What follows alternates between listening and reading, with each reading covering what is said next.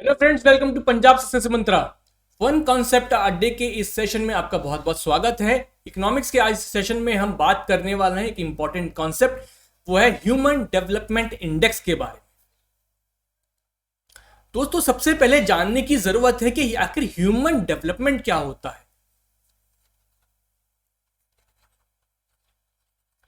Generally जो definition है development की हम कैसे देखते हैं, हम इनकम के तौर पे देखते हैं कि अगर इनकम इंक्रीज हो रही है, नई टेक्नोलॉजी आ रही है, हम एडवांस कर रहे हैं, तो वो हम कहते हैं कि हाँ बड़ा डेवलपमेंट हो रहा है, लोगों की इनकम बड़ी अच्छी है, लोगों के पास नई नई टेक्नोलॉजीज हैं, तो हम उनको कहते हैं कि बड़े डेवलप्ड कंट्रीज हैं या डेवलप्ड स्टेट है या डेवलप्ड स्टेज में ये लोग पहुंच चुके हैं। बट ह्यूमन डेवलपमेंट क्या है? ह्यूमन डेवलपमेंट का मतलब क्या है? Human development is not about income, it is about enlarging the human choices. It is about increasing the capabilities of human beings to enjoy life.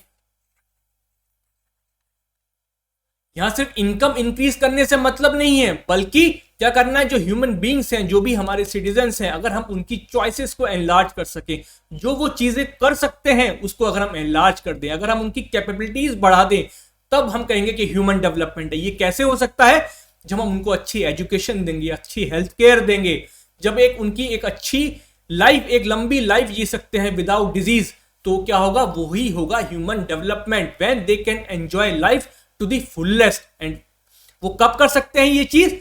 जब हम उनको एक अच्छी एजुकेशन, अच्छी हेल्थ, अच्छी सैनिटेशन कंडीशंस, अच्छी वाटर कंडीशंस, ये सब उनको अगर हम प्रोवाइड कर सकते हैं, so that they develop to their full capabilities, जहां पे डिस्क्रिमिनेशन ना हो, जेंडर के बेसिस पे, कास्ट के बेसिस पर, जब हर किसी को इक्वल अपॉर्चुनिटी मिल सके, हर किसी के पास एक वॉइस हो कि वो अपनी बात को रख सके, अपनी चॉइस को बता सके, तब होगा वो ह्यूमन डेवलपमेंट। तो यूएनडीपी कैसे डिफाइन करता है ह्यूमन डेवलपमेंट को? It is a process of enlarging the people's choices, increasing the opportunities for healthcare, education, and empowerment, and covering the full range of human choices from a sound physical environment to economic, social, and political freedom. जैसे मैंने अभी समझाया, it is about increasing the people's choices, increasing their capabilities, so that they can enjoy the life to the fullest. It is not only about income. It is about developing the new capabilities, new skills.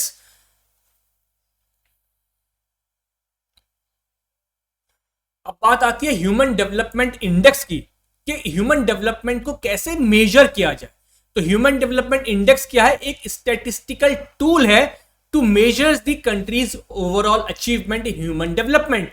इस tool को कौन लेकर के आए थे? 1990 में महबूब उल हक और professor Amartya Sen ने ये डेवलप किया। ये टूल के ह्यूमन डेवलपमेंट को हम इस तरीके से मेजर कर सकते हैं। 1993 में यूएनडीपी यानी कि यूनाइटेड नेशन डेवलपमेंट प्रोग्राम ने इस एचडीआई को अपनाया और ह्यूमन डेवलपमेंट रिपोर्ट जो है वो पब्लिश करने लग गए, और उसी के अंदर जो है वो ह्यूमन डेवलपमेंट इंडेक्स को लेकर के आते हैं।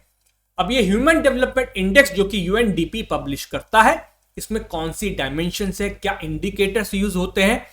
तो ह्यूमन डेवलपमेंट इंडेक्स में 3 डायमेंशंस है। पहली है कि लॉन्ग एंड हेल्दी लाइफ को मेजर करना जरूरी है, दूसरा कि लोगों के पास कितनी नॉलेज है, और तीसरा कि उनका स्टैंडर्ड ऑफ लिविंग कैसा है। तो इन डायमेंशंस को कैसे मेजर किया जाएगा? तो उसके लिए कुछ इंडिकेटर्स बनाए गए। वो इंडिकेटर्स क्या है? कि लॉन्ग एंड हेल्दी लाइफ को हम मेजर करेंगे through life expectancy at birth. Knowledge को मेजर करेंगे, एक्सपेक्टेड ईयर्स क्या है स्कूलिंग के, जब बच्चा पैदा हो रहा है तो कितने साल तक वो एजुकेशन ले सकता है, इसकी क्या, कितने साल तक ये जाएगा, इसकी क्या एक्सपेक्टेशन है, क्या एस्टिमेटेड ईयर्स है। मीन ईयर्स ऑफ स्कूलिंग क्या है, मतलब ऑन एन एवरेज जो है हर बच्चा कितने साल स्कूल जाता है। डिसेंट स्टैंडर्ड ऑफ लिविंग को हम कैसे मेजर करेंगे? Through gross national income per capita on purchasing power parity के बेसिस पे। तो इन डायमेंशंस के लिए हमने ये इंडिकेटर्स उठाए। डायमेंशन का इंडेक्स क्या हो जाएगा? लाइफ एक्सपेक्टेंसी एट बर्थ का हो जाएगा लाइफ एक्सपेक्टेंसी इंडेक्स। नॉलेज के लिए हो जाएगा एजुकेशन इंडेक्स, और जीएनआई पर कैपिटल के लिए हो जाएगा जीएनआई इंडेक्स। और उसके बाद निकलेगा एचडीआई या ह्यूमन डेवलपमेंट इंडेक्स, जो कि इनका ज्योमेट्रिक मीन होगा इन तीनों इंडेक्सेस का। तो इस तरह से हम ह्यूमन डेवलपमेंट इंडेक्स को कैलकुलेट करते हैं। और किन इंडिकेटर्स के बेसिस पे यूज करते हैं?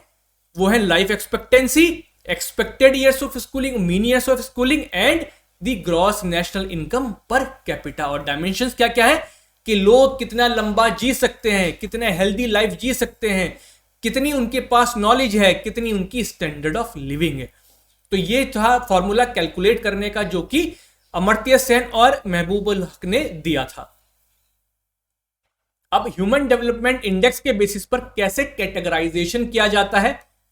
हम किसी कंट्री को कहेंगे कि वो very high human development category में जब उसका जो ओवरऑल स्कोर है वो 0.8 या उससे ज्यादा होगा।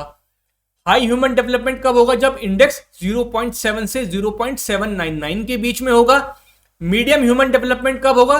जब 0.55 से 0.699 होगा। लो ह्यूमन डेवलपमेंट कब होगा? जब 0 से 0.549 होगा। तो आप देख सकते हैं कि इसकी जो वैल्यू है वो 0 से 1 के बीच में करेगी। 0 वर्स्ट होगी और 1 बेस्ट होगी। इंडिया की क्या पोजीशन है? India medium human development category में आता है और इंडिया की जो रैंक है वो है 131। हम बहुत पीछे रैंक करते हैं इन ह्यूमन डेवलपमेंट इंडेक्स। क्वेश्चन देखते हैं ह्यूमन डेवलपमेंट इंडेक्स के कॉन्सेप्ट को। तो हमने देख लिया है कि वो किसने बनाया, कब आया, क्या उसके लिए डायमेंशंस है, क्या इंडिकेटर्स हैं, बट किस तरह के क्वेश्चन पूछे जा सकते हैं। HDI is measured with reference to, किसके रेफरेंस में मेजर किया जाता है? First infant mortality, second real GDP per capita, third life expectancy at birth या फोर्थ मॉर्बिडिटी। अब ऑप्शन देखते हैं क्या क्या ऑप्शन दिए गए हैं। 1 and 4 are correct, B 2 and 3 are correct, C 3 and 4 are correct या D ऑल आर करेक्ट। तो आप HDI आपने देखा है कि क्या क्या यूज होता है। लाइफ एक्सपेक्टेंसी एक इंडिकेटर है बिल्कुल at birth, real GDP per capita भी है। जो हेल्थ वाला फैक्टर है उसमें मॉर्टेलिटी, इन्फेंट मॉर्टेलिटी तो यूज नहीं कर रहे हैं, ना ही हम मॉर्बिडिटी यूज कर रहे हैं। दूसरा और तीसरा तो होता है, ये स्टैंडर्ड ऑफ लिविंग को जानने के लिए यूज होता है और ये हेल्थ वाले डायमेंशन को यूज करने के लिए होता है। तो इसमें कौन से ऑप्शन है? ये 2 और 3 किस में आ रहे हैं? 2 and 3 आर करेक्ट। तो इसका ऑप्शन क्या होना चाहिए?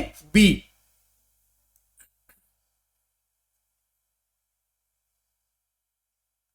तो करेक्ट ऑप्शन क्या होगा? ऑप्शन होगा ऑप्शन बी।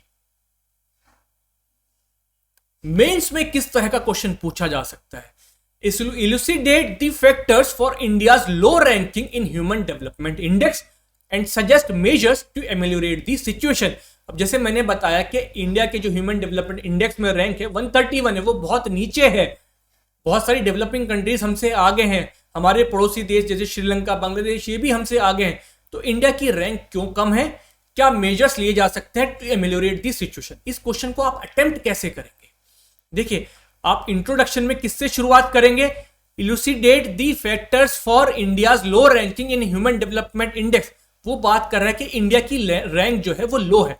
तो आप इंट्रोडक्शन कैसे करेंगे? आप क्या देंगे? आप इंडिया की रैंक देंगे। India ranks 131 in HDI 2019, which is very low, and even the neighboring countries like Sri Lanka are ahead of India। इस तरह से क्या कर सकते हैं आप? इंट्रो दे सकते हैं कि क्वेश्चन ने जो बताया कि लो रैंक है, आपने उसको फैक्ट के बेसिस पर प्रूव किया कि हाँ इंडिया की रैंक लो है। अब आप बॉडी पार्ट में आपसे देखिए 2 चीजें पूछी गई। पहला है फैक्टर्स क्या है और दूसरा सजेशंस मांगे गए। तो आप पहले लिखेंगे फैक्टर्स, हेडिंग डालिए factors for India's low ranking, उसको बताइए।